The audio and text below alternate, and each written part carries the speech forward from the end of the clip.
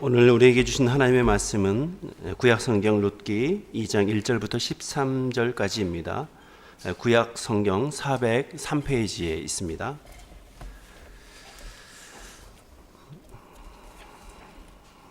찾으셨으면 제가 대독하도록 하겠습니다.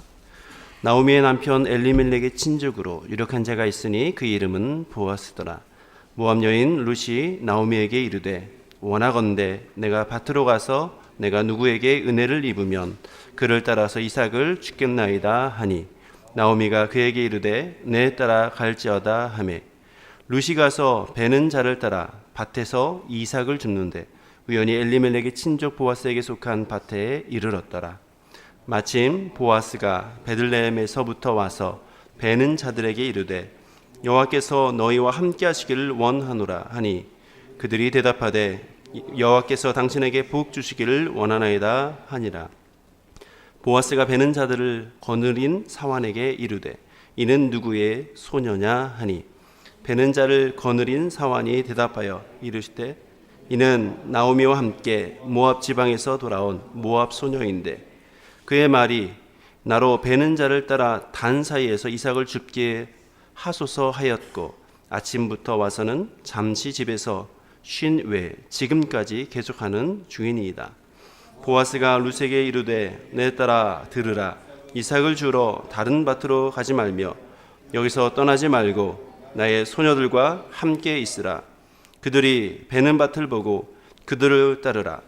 내가 그 소년들에게 명령하여 너를 건드리지 말라 하였느니라. 목이 마르거든 그릇에 가서 소년들이 길어온 것을 마실지니라 하는지라. 룻이 엎드려 얼굴을 땅에 대고 절하며 그에게 이르되 나는 이방 여인이거늘 당신이 어찌하여 내게 은혜를 베푸시며 나를 돌보시나이까 하니 보아스가 그에게 대답하여 이르되 내 남편이 죽은 후로 내가 시어머니에게 행한 모든 것과 내 부모와 고국을 떠나 전에 알지 못하던 백성에게로 온 일이 내게 분명히 알려졌느니라. 여호와께서 내가 행한 일에 보답하시기를 원하며 이스라엘의 하나님 여호와께서 그의 날개 아래 보호를 받으러 온 내게 온전한 상 주시기를 원하노라 하는지라. 함께요. 룻이 이르되 내 주여 내가 당신께 은혜 입기를 원하나이다. 나는 당신의 하녀 중에 하나와도 같지 못하오나 당신이 이 하녀를 위로하시고 마음을 기쁘게 하는 말씀을 하셨나이다. 아멘.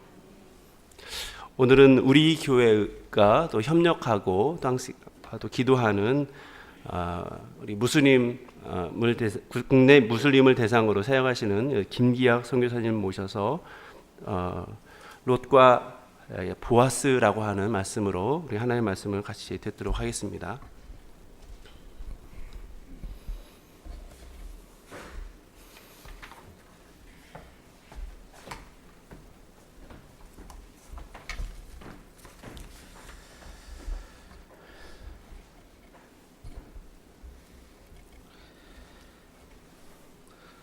네, 룻기는 어두운 사사 시대에 이스라엘의 한 가정에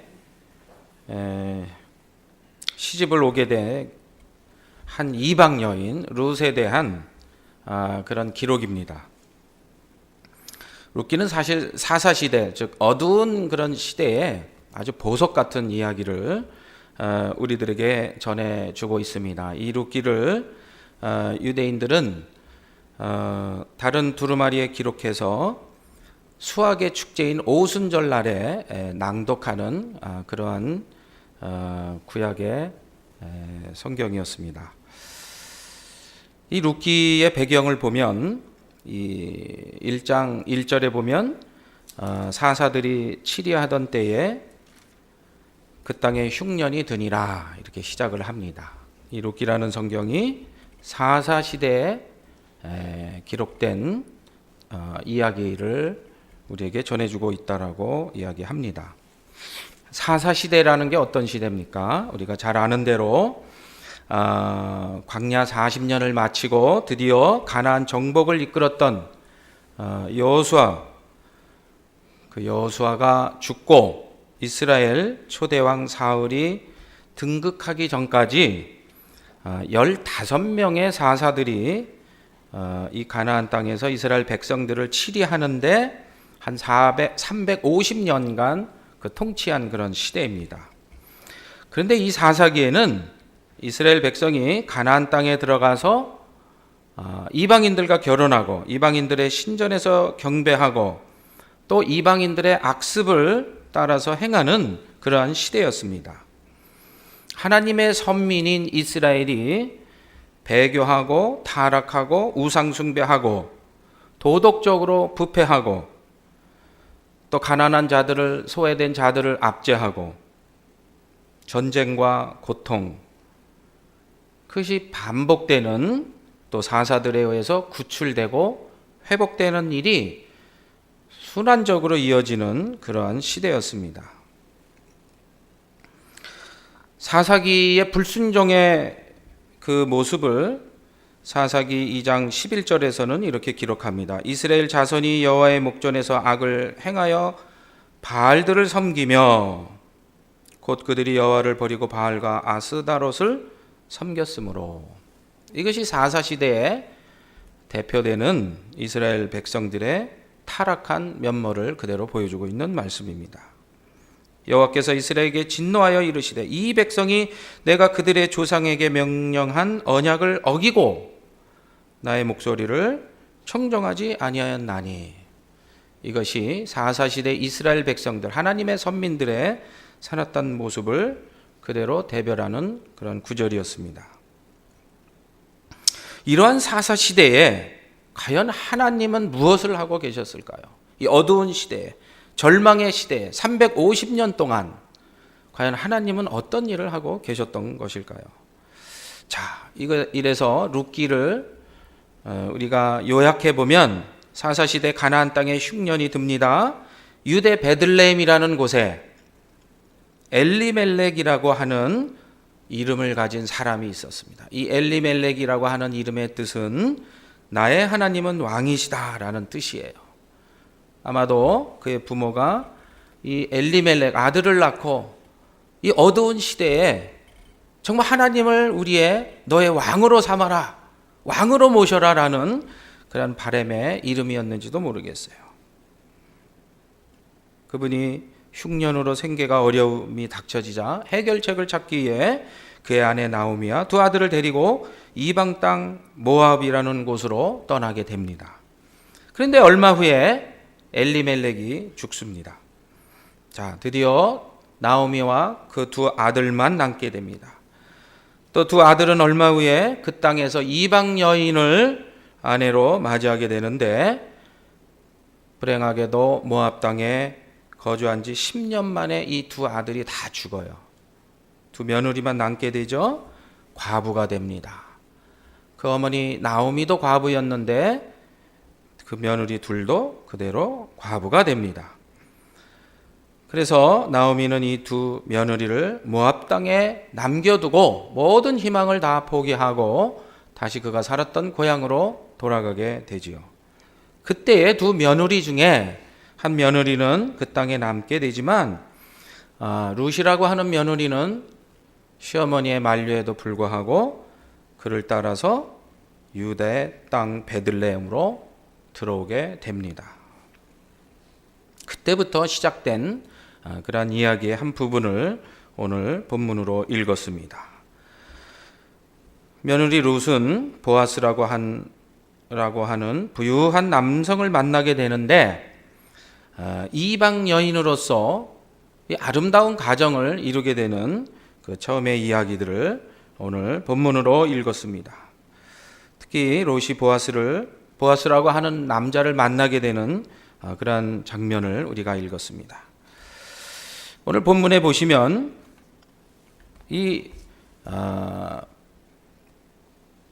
한 남자가 등장을 하죠.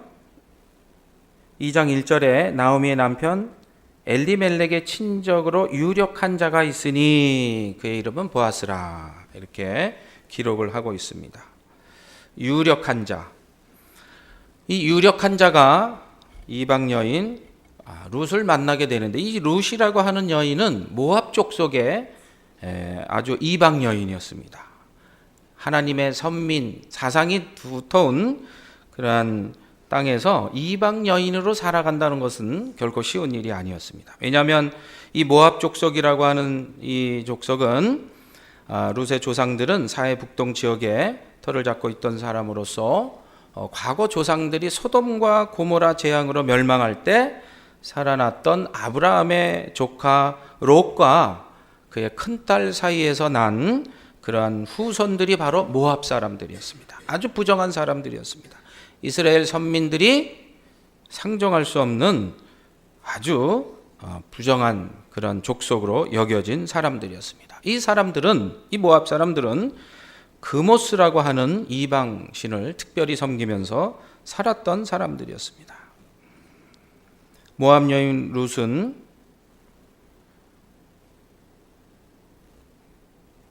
바로 이 시어머니를 따라서 유대 베들레헴에 들어오게 되는 것이죠. 자, 그런데 이 여인이 늙은 시모를 모시기 위해서 얼마나 시어머니를 극진히 모셨는지 밭에 나가서 이삭을 줍겠다라고 그렇게 하면서 그 시어머니를 봉양합니다. 그때 만났던 사람이 바로 이 유력한 자 보아스입니다. 베들레헴 성 밖에 밭을 소유하고 있었던, 또 여러 일꾼들을 거느리고 있었던 아주 부유한 자였습니다. 부족함이 없는 사람이었습니다. 오늘 본문에는 그의 외적인 부유함도 소개되지만 그 내면의 세계도 아주 부유했다라고 그의 성품을 소개하고 있습니다. 평소에 그의 태도와 성품이 어떠했는지, 그는 물질적으로도 부유했지만 마음적으로도 관용과 너그러움이 큰 넓은 사람이었습니다. 그의 일꾼들과 대화하는 대화에서 그러한 것들을 충분히 우리가 느낄 수 있어요. 굉장히 친절합니다. 4절을 보시면 일꾼들을 어떻게 대합니까? 만나서 여호와께서 너희와 함께 하시기를 원하노라. 이렇게 인사를 하죠. 하나님의 사람으로서 인자한 모습을 보입니다. 일꾼들의 태도를 보면 그 주인이 어떠한 것을 알 수 있죠. 일꾼들이 그래요. 대답합니다. 여호와께서 당신에게 복 주시기를 원하나이다. 서로 하나님의 이름을 거론하면서 서로 축복해 주는 그 친절함, 그 아랫사람을 깍듯이 대하는 윗사람의 모습, 그의 인사와 일꾼들의 대답을 통해서 그 보아스는 다른 사람을 존중하고 아랫사람들, 고용자들을 존경하는 그런 사람 냄새가 나는 사람이라는 것을 우리가 말씀을 통해서 금방 알 수 있습니다. 이 일꾼들과의 관계도 소홀히 하지 않습니다. 사람에게 먼저 그는 관심 있는 자였습니다. 왜냐하면 5절에 보시면 그 베는 자들을 거르는 사환에게 이렇게 말합니다. 한 작은 소녀가 와서, 보잘것없는 소녀가 와서 자기 밭에 이삭을 줍는 모습을 보고 저 소녀가 누구냐? 보통 사람은 권세가 있고 부유하고 자기가 위치가 있기 때문에 그런 사람에 대해서 관심을 안 가질 수 있어요. 근데 그 소녀, 새로운 소녀에 대해서 그 소녀가 새로 왔다는 것조차도 인식을 합니다. 이삭을 주면서 하루하루 연명해 가는 하찮게 여겨질 수 있는 자에게 관심을 보입니다. 누구의 소녀냐? 누구의 딸이냐? 6절과 7절에서 사환이 대답합니다. 이는 나오미와 함께 모압 지방에서 돌아온 모압 소녀인데 그의 말이 나로 베는 자를 따라 단 사이에서 이삭을 죽게 하소서 하였고 아침부터 와서는 잠시 집에서 쉰 외에 지금까지 계속하는 중입니다. 사환도 어쩌면 그렇게 그 주인을 닮았는지요. 룻이 이삭을 죽게 하였고 아침부터 와서는 잠시 집에서 쉰 거 외에는 지금까지 계속 줍습니다 라고 하면서 그 소녀를 유심히 지켜보네요. 관심이 있어요. 배려가 있습니다. 친절함과 관용이 전달되는 모습이죠. 여기에서 볼 때 고용자들과 고용인이 인격과 성품이 닮아간다고 한다라는 이야기를 우리가 여기에서도 볼 수 있어요. 주인도 작은 소자에게 관심을 보입니다. 일꾼이 그의 주인 성품을 닮아가는 모습이죠. 11절에 보면 보아스는 룻에 대해서 사정을 자세히 들어서 알고 있습니다. 보아스는 주변의 사람들에 대해서, 작은 자들에 대해서 결코 소홀히 하지 않는 모습을 우리는 쉽게 느낄 수가 있어요. 친절과 관심이 몸에 배어 있습니다. 거기에서 끝나지 않습니다. 약자에 대해서 배려심과 보호심이 강한 사람임을 알 수가 있습니다. 모압 사람으로서 이방 여인이 일꾼들에게 말로나 또 신체적으로나 조롱할 수 있는데 그 여인에게 다른 곳에 가지 말고 자기의 밭에 가서 꼭 주서라. 힘이 없고 가진 것 없고 남편도 없고 하찮은 여인인 이 사람에게 관심을 보이고 배려를 하고 보호 본능을 발휘합니다. 9절에 보시면 다른 밭으로 가지 말며 나의 소녀들과 함께 있으라. 자신의 밭에 이삭 죽기를 허락한 다른 소녀들이 있다는 것을 알 수가 있습니다. 소년들에게도 당부를 하죠. 건드리지 말아라. 소년들이 길러온 물을 마셔라. 여러분, 당시에 남성들이, 연약한 여성들이 그냥 밭에 있을 때 몸을 건드릴 수 있죠. 단속을 합니다. 보아스는 그 사정들을 잘 알고, 보아스는 룻이 남편이 죽고 시어머니를 모시고 있다는 것을 알고는 더욱 적극적으로 보살펴 줍니다. 식사를 할 때 함께 초대까지 합니다. 곡식을 더 줍도록 배려를 하고 음식을 넉넉히 주어 남겨서 시어머니에게 가져갈 수 있게 합니다. 룻이 이방인이고 더 낮은 계층 사람인데 보아스는 그녀의 노동에 대한 확실한 대가를 보장하고 또 일하는 남자들에 의해서 피해나 해로움이 없도록 적극 보호해 주려고 노력합니다. 여러분, 보아스는 인간적인 삶뿐만 아니라 너무너무 그의 성품 속에서 하나님의 사람으로서 그 일터에서 그대로 하나님의 모습을 드러내고 있습니다. 인간적으로 성품이 좋을 뿐만이 아니라 그가 얼마나 하나님의 사람으로서 율법을 철저히 지키고 있는지도 알 수가 있어요. 하나님은 모세를 통해서 모세오경에 추수와 관련된 율법을 명시해 놓았습니다. 신명기 24장 19절에 지주들이 그들의 밭을 완전히 수확하는 것을 금지하셨죠. 왜?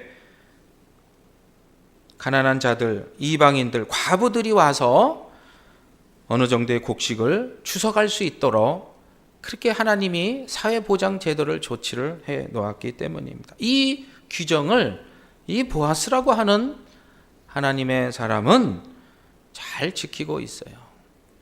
우리가 다 알듯이 율법의 두 가지 강령, 하나님을 사랑하라, 내 이웃을 내 몸과 같이 사랑하라.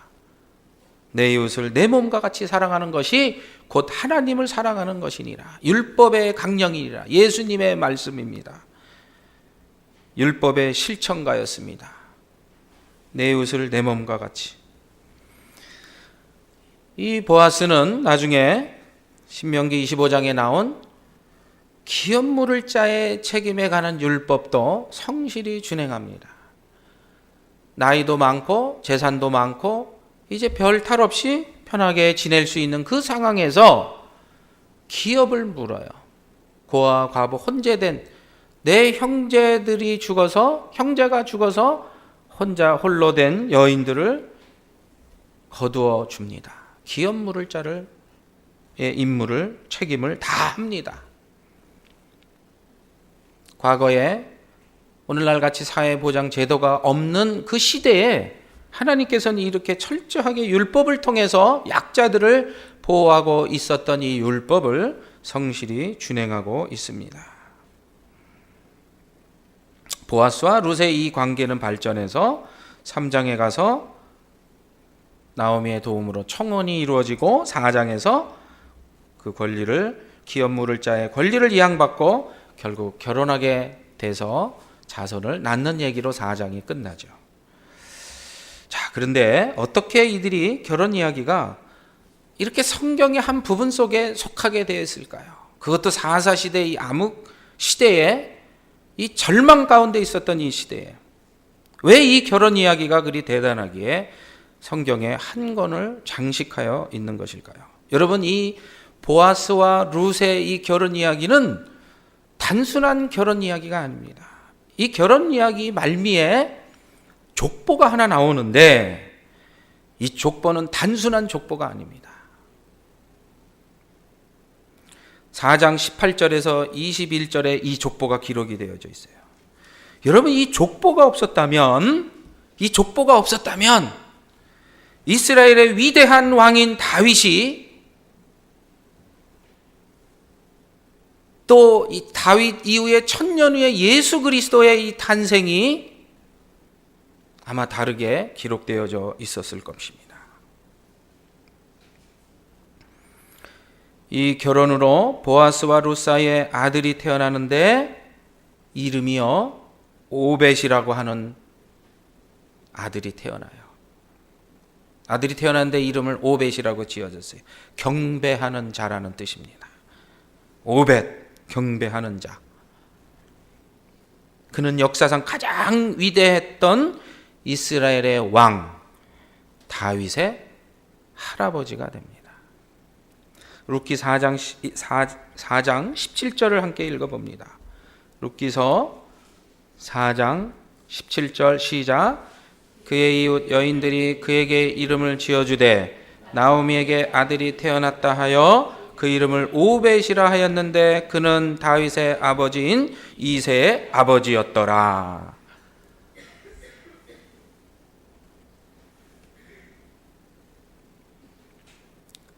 이 이새의 다윗의 아버지 이새, 여러분 다윗 이후에 4장 18절 보면 베레스의 계보라 하면서 21절에 살몬은 보아스를 낳았고 보아스는 오벳을 낳았고 오벳은 이새를 낳고 이새는 다윗을 낳았더라 라고 하는 이 족보가 그대로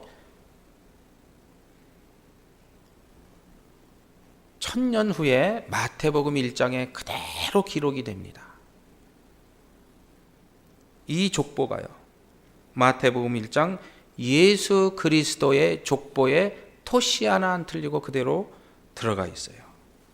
마태복음 1장 5절 6절 살몬은 라합에게서 보아스를 낳고 보아스는 룻에게서 오벳을 낳고 오벳은 이새를 낳고 이셋은 다윗 왕을 낳으니라. 16절 야곱은 마리아의 남편 요셉을 낳았으니 마리아에게서 그리스도라 칭하는 예수가 나시니라.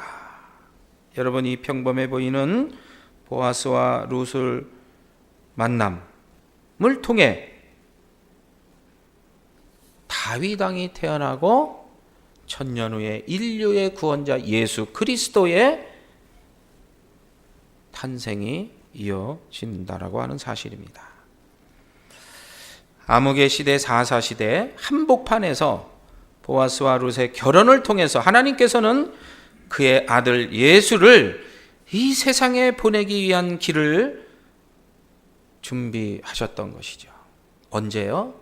사사시대 중앙에 가장 어둡고 가장 부패하고 가장 하나님을 따르지 아니한 우상숭배로 가득한 그 시대에 하나님은 이 여인 룻을 통해 또 하나님의 사람 보아스를 통해 인류 구원자를 준비하시고 계셨다라는 사실입니다. 보아스의 어머니 역시 비천한 신분의 출신이었습니다. 기생 라합, 살몬의 아내.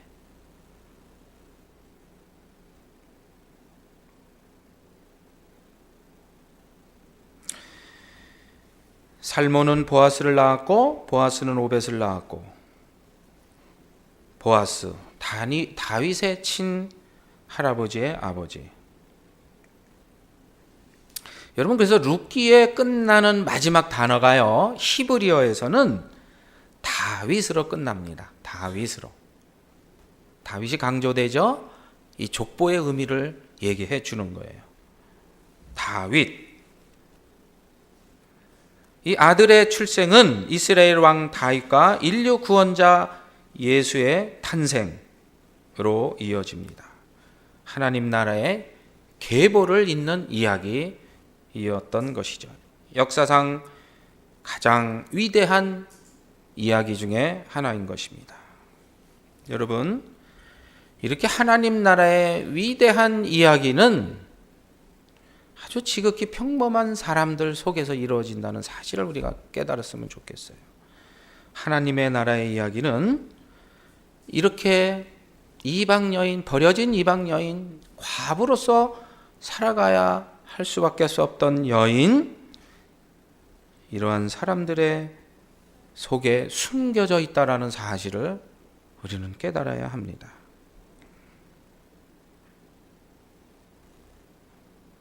보아스는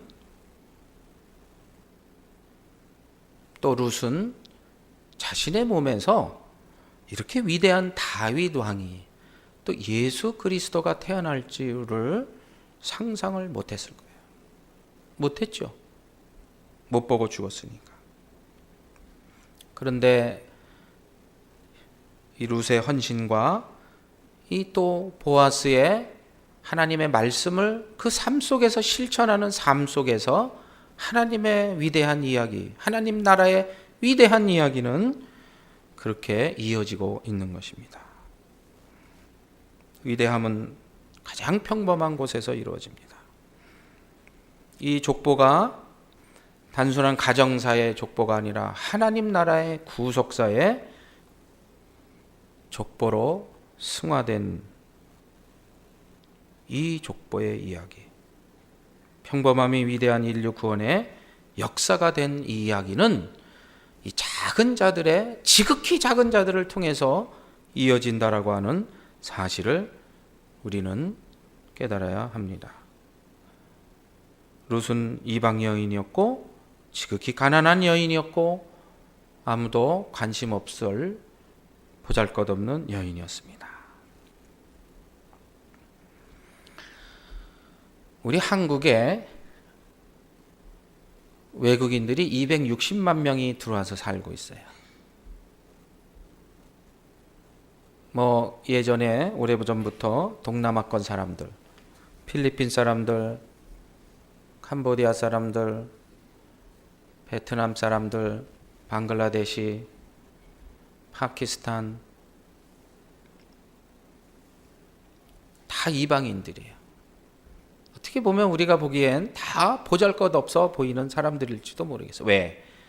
대부분 그분들이 다 허드렛 일을 하거든요. 청도를 하거나 길거리에서 가판을 하거나 공장에서 일하거나 주로 3대 업종에 어려운 일들을 하지요. 말이 어눌합니다. 참 무시당하기 딱 좋죠. 룻과 같은 이방 사람들입니다. 가난하죠? 가진 게 없어요. 권력도 없어요. 백도 없어요. 외국인 노동자라는 그 이름 참 힘들 겁니다.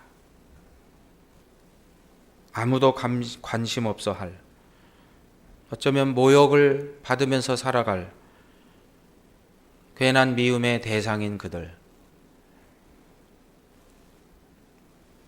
룻이 그랬습니다. 룻의 족속들이 그랬어요. 가족들이 그랬습니다. 이스라엘에게는, 하나님의 선민임을 자부하는 그들에게는 매우 부끄러운 치욕스러운 존재들이었습니다. 모압 족속의 출신 성분 때문에 어쩌면 그들은 저주받아서 태어났다고 생각했는지도 모르겠어요. 자, 이런 사람들이 하나님의 그 은혜 속에 들어오게 되면, 하나님의 자비 속에 들어오게 되면 하나님 나라의 중요한 구속의 계보를 잇는 하나님 나라의 족보에 들어온다는 사실을 우리가 깊이 깨달았으면 좋겠습니다. 그것은 아주 지극히 작은 자에 대한 보아스와 같은 배려심 속에서, 관심 속에서, 그 친절함 속에서, 그 삶 속에 배어 있는 고용자로서, 고용인으로서 고용인을 대하는 그 삶 속에서 하나님 나라가 실천되어질 때 하나님 나라는 우리에게 임한다라는 사실을 우리는 깊이 깨달아야 되겠습니다. 여러분, 그 2장 우리가 본문에서 읽으면 그 사환이 보아스에게 이런 말을 해요. 저 소녀가 누구냐? 주인님, 그냥 모압 소녀입니다. 모압 소녀. 이게 무슨 표현인 줄 아세요? 저 사람들 그냥 필리핀 사람들이에요. 캄보디아 사람들이에요. 그런 뜻입니다. 그런데 하나님은 그 사사시대, 그 어두운 시대에 그들 속에 하나님의 나라를 숨겨놓으셨습니다. 여러분, 오늘날 우리에게 필요한 것, 오늘 한국교회에게 필요한 것은 바로 이러한 그 소외되고 지극히 작은 나라 속에 숨어있는 하나님의 나라를 우리가 이루는 일입니다. 어떻게 해요? 보아스와 같은 하나님의 말씀을 삶 속에서 실천하는 그 일이 이루어질 때 하나님의 나라는 이어진다라는 것이, 하나님의 나라가 뭐 거대한 큰 그 궁전 속에서 또 거대한 어떤 그 대학교 안에서 학문의 전당 안에서 이루어진 게 아니라는 것이죠. 지극히 작은 자와 함께하는 삶의 실천 속에서 하나님의 나라는 이루어진다라는 사실을 우리는 알아야 되겠습니다. 어제 제가 이태원에서 이주민 아랍 무슬림들과 함께 시간을 보내고 있는데, 어제 얼마나 감사한 일이 있었는지, 제가 사역하고 있는 그 아랍 여성과 아이들을 위한 작은 도서관에서 그 아랍 모로코에서 온 그 아기 엄마가 있어요. 여기 와서 출산을 했지만 난민으로 신청한 자입니다. 토요일 날 아랍 음식을 만들어서 한국 그리스도인들을 초청을 했어요. 그래서 굉장히 맛있게 그 음식을 아침 10시 반부터 와가지고 3시까지 준비를 했어요. 준비를 해가지고 우리 청년들 또 우리 크리스찬들이 왔을 때 그 음식을 대접을 하는 시간을 가졌습니다. 다른 아랍 여성 3명과 함께 굉장히 좋은 시간을 가졌습니다. 그렇게 대접한 것이, 저희가 비록 난민이지만 자부심을 갖고 또 우리 한국 그리스도인들이 와서 무슬림 여인이지만 서로 좋은 관계를 갖고 식사를 나누는 시간을 가졌습니다. 또 저녁에는 우리 한 몇 분의 성도들이 지원을 해주셔서 우리 그 구정이라 공장들이 나누니까 예멘 노동자들이 이제 이태원으로 이렇게 많이 올라오는데, 그 예멘 숙소를 그 전부터 운영하고 있는 숙소가 있어요. 30만 원짜리 월세 이렇게 있다가 지금 조금 방 두세 개짜리로 옮겼는데, 그쪽으로 많이 이렇게 들어와서 어제 한 20여 명이 올라왔어요. 같이 그 식재료를 헌금해 주셔서 그 식재료를 가지고 20여 명이 함께 식사를 나누었습니다. 작은 실천입니다. 그들이 그리스도인들이, 한국의 그리스도인들이 식재료를 사준 걸 다 알아요. 감사히 먹었습니다. 그들이 와서 하는 이야기가, 공장에서 일하는 사장님들, 또 같이 일하는 한국분들, 이렇게 자신들을 이렇게 좀 하대하는 그런 부분에 대해서 자기들끼리 이야기를 합니다. 그런데 참 어려운 것은 그 중에 그리스도인들도 있다는 거예요. 기독교인들도 있다는 겁니다. 참 어렵죠. 그들은 무슬림들인데 그렇게 하대함을 당하고 또 경멸스러운 그런 대우를 당할 때, 여러분, 우리 한국교회가 지금 이 시대에 요구되어지는 가장 필요한 것이 무엇일까요? 한국교회, 뭐 한국교회뿐만 아니라 하나님의 교회는 어디서든지 어느 시대든지 하나님의 나라를, 하나님의 구속사를 이어가는데 우리의 본분을 다 감당해야 됩니다.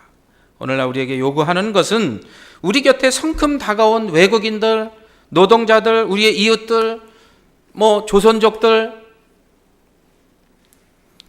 또 무슬림들, 그들과 이웃하면서 우리는 살아가게 수밖에 없는 시대에 우리는 살아가고 있습니다. 과연 우리는 그들을 어떻게 대하고 있습니까? 우리는 하나님의 나라를 꿈꾸는 자들입니다. 이웃으로 성큼 찾아온 외국인들 속에 하나님의 나라를 잇는 사람들이 있다는 것을 우리는 깨달았으면 좋겠습니다.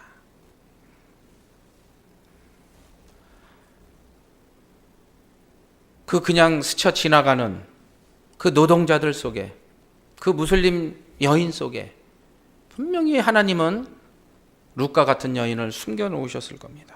그 여인이 하나님의 한국 그리스도인들을 통해서 하나님의 나라를 발견하게 된다면 그 무슬림 여인을 통해서, 그 자손을 통해서 이슬람권에는 하나님의 나라가 이어지게 될 줄로 믿습니다.